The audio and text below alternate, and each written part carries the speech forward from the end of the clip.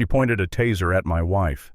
That's the first sentence I said when the deputies arrived, because it was the only truth that mattered in that moment. Derek Vaughn, our HOA's self-appointed security chief, stood by the oak gazebo with his arm locked straight, the taser aimed squarely at Marisol. Behind him, Karen Halbrook, the self-crowned queen of Crescent Hollow Estates, watched like it was dinner theater, arms folded, voice honey-poisoned. If your wife refuses to comply, we'll consider this a safety threat. I have authority under Community Code Section 12. I could taste metal in my mouth. You don't have any authority, I said, stepping between them. That man's holding a weapon in public without a license, and you're calling it code enforcement? Karen just smirked.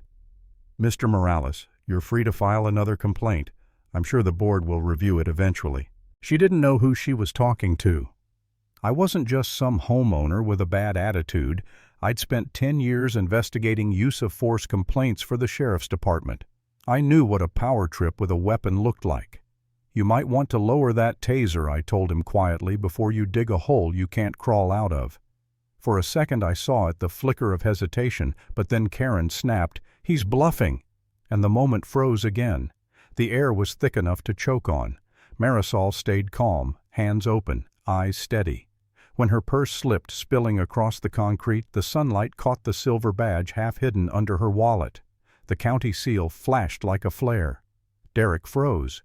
Karen's mouth opened, but no sound came. "Detective Marisol Morales, Sheriff's Department," my wife said, voice flat. "You just threatened an officer of the law." That was the moment everything shifted. It should have ended there, but it didn't. It never does with people like Karen. 3 months earlier, when we moved into Crescent Hollow, we thought we were buying peace, a quiet neighborhood desert, sunsets, nothing dramatic. Instead, we walked straight into a suburban kingdom where every mailbox matched and every decision funneled through Karen Halbrook's definition of perfection. It started with a letter about our mesquite tree being asymmetrical. Then came a fine for recycling bins visible from the street. Harmless annoyances until they started adding zeros to the penalties. Then Derek appeared ex-military buzz-cut patrol cap strutting around like he'd been deputized by God. The HOA called him security. Everyone else called him the bully. I tried to ignore it. Marisol didn't. When they fined her $900 for parking near the curb during a monsoon, she snapped. "They don't care about safety," she said, standing in the rain. "They care about control." She was right. That's why when that taser came out, it wasn't random, it was ritual. That night, after the deputies left the house, was silent, except for the rain ticking against the window. I sat there shaking, not from fear, rage. "Maybe we should just sell," Marisol whispered. "Start over somewhere quiet." I almost agreed. For a second I wondered if I was the problem, the ex-cop who couldn't let go of confrontation.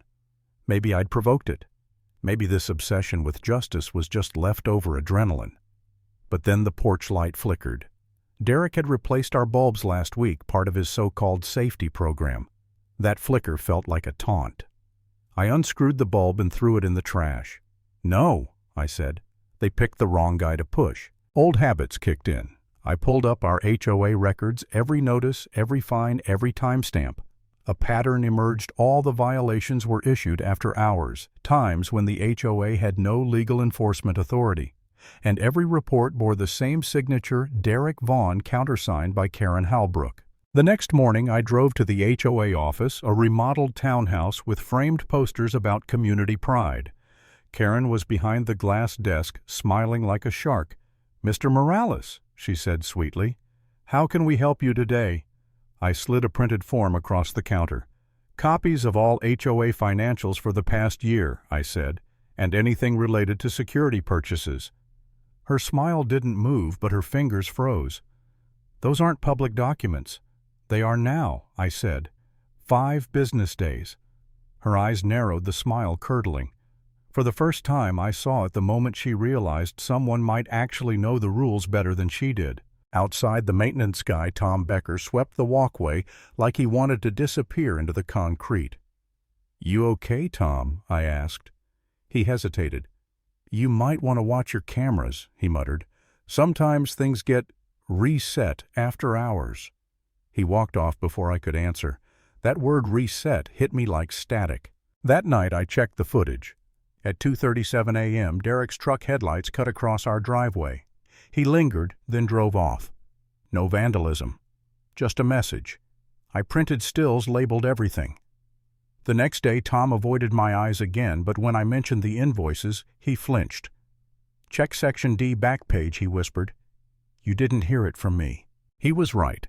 Section D was a gold mine fake vendor accounts ghost companies hired for lighting upgrades.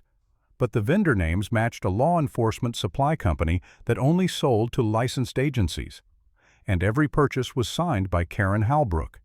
They'd used community funds to arm their personal patrol. I sent everything to the county's auditing division. Cold, clean, official. Then Karen retaliated. Flyers appeared on mailboxes accusing me of harassment and misinformation. Our address circled in red ink. Neighbors started whispering. Derek parked near our street again, headlights off. Marisol wanted to call it in, but we both knew the loopholes. HOA threats lived in the gray. Then one morning Tom showed up at my porch, pale and shaking. "She's shredding documents," he said. "Told me to delete backups. But I keep the cloud storage, I have copies." He handed me a flash drive, small and trembling in his hand. "You're the only one I trust." I held it like it was nitroglycerin. Inside that inch of plastic sat the proof invoices, fake signatures, even emails where Karen mocked homeowners as sheep. I opened one. "Ensure patrols are visible. People feel safe when they see a uniform." Another read. "If anyone questions purchases, say it's lighting upgrades. Destroy duplicates after import." It was all there, the fraud, the intent, the arrogance. I drafted my report the way I used to write internal affairs briefs, methodical, airtight. When I hit submit, the county's acknowledgement pinged back, case C48173. That night, rain swept through the valley. I drove past the clubhouse, Karen's golf cart parked out front, lights still on. Through the glass I saw her pacing, yelling into a phone. She had no idea the noose had already tightened. 2 days later, I invoked Section 3.7 of the HOA Charter, 10 signatures, to call a resident meeting. I got 30. Karen couldn't stop it without violating her own bylaws. The meeting was set for 7 p.m. When I arrived early, she was already there, pearl bracelet, glinting clipboard clutched like a weapon. "Mr. Morales," she said, smiling too wide, "I hope this isn't another attempt at drama." "Not drama," I said. "Documentation."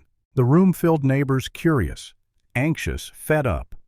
Derek stood in the back, arms folded, jaw tight. I clicked the projector. Karen's signature appeared beside a fake vendor invoice. "These," I said, "are purchases of restricted law enforcement gear made with your dues." 2 shell vendors, both linked to Derek's cousin. A ripple of gasps. Karen's smile faltered. "That's outrageous." "Here's the payment log," I continued, "and here's the timestamp." 2 weeks before Derek pointed one of those tasers at my wife. Karen tried to recover. "Community safety upgrades," she said sharply, "approved by the board. Then why did you order us to delete the evidence?" Tom's voice cracked from the back. Every head turned. "You told me to erase everything, Karen." "I didn't." Silence dropped like a hammer. The door opened. 2 county auditors stepped in, badges visible. "Mrs. Halbrook," one said, "we'll need you to remain available after this meeting." Karen's clipboard slipped from her hand. I almost felt sorry for her. Almost. She tried one last play. "You think you've won, Morales? You've ruined this community." I shook my head. "No. You did. I just turned on the lights." The vote to suspend the board was unanimous. When the deputies arrived the next morning, Karen was still in her office, arguing on the phone. I watched from the sidewalk as they handed her the subpoena. Her voice broke. "I've done nothing wrong." But power built on intimidation doesn't survive sunlight. She saw me through the glass, pointed a trembling finger. "You'll regret this." "Maybe," I said, "but at least I'll sleep." Neighbors gathered. As she was escorted out, no cuffs, just consequences. Tom stood near his maintenance cart, eyes wet but steady. "Guess the neighborhood finally got the security it needed," he murmured. I nodded. Real security, truth. Thunder rolled across the desert, low and final. That's where it ended for her. Not in handcuffs, not in fire, just silence. The kind that follows when the noise of control dies. And if there's one thing I learned in Crescent Hollow, it's this: power without accountability always mistakes fear for respect, until someone says enough.